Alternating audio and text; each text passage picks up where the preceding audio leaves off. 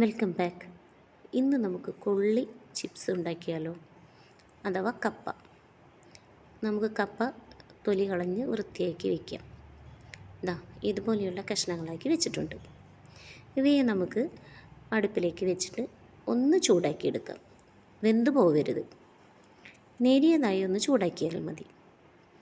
ഇവ ഒന്ന് തിളച്ച് കഴിയുമ്പോൾ നമുക്കിവയെ ഊറ്റി എടുത്ത് മാറ്റി വയ്ക്കാം. ഇതുപോലെ പെട്ടെന്ന് തന്നെ നമുക്ക് എടുക്കാം. എടുത്ത് മാറ്റി വെച്ചതിന് ശേഷം ഒന്ന് തണുക്കട്ടെ. തണുത്തതിന് ശേഷം നമുക്ക് ഇവയെ ചെറിയ കഷ്ണങ്ങളായിട്ട് അരിഞ്ഞെടുക്കാം. ഞാനിപ്പോൾ ഇവിടെ ഈ രൂപത്തിലാണ് അരിഞ്ഞിട്ടുള്ളത്. കനം കുറഞ്ഞ് ആയാലും അരിയാവുന്നതാണ്. ചൂടായ വെളിച്ചെണ്ണയിലേക്ക് നമുക്ക് ഇവയെ ഇട്ട് കൊടുക്കാം. ഇവ ഇടയ്ക്കൊന്ന് ഇളക്കി കൊടുക്കണം. ഗോൾഡൻ ബ്രൗൺ ആവുന്നത് വരെ ഇളക്കി കൊടുക്കുക. അപ്പോഴേക്കും മുരിഞ്ഞിട്ടുണ്ടാവും. നന്നായി മുരിഞ്ഞ ചിപ്സിനെ നമുക്ക് എടുത്തു മാറ്റാവുന്നതാണ്.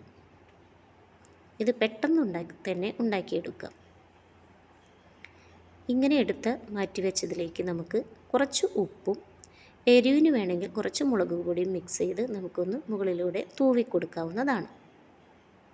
എല്ലാവരും ഒന്ന് ഉണ്ടാക്കി നോക്കുക. Thank you.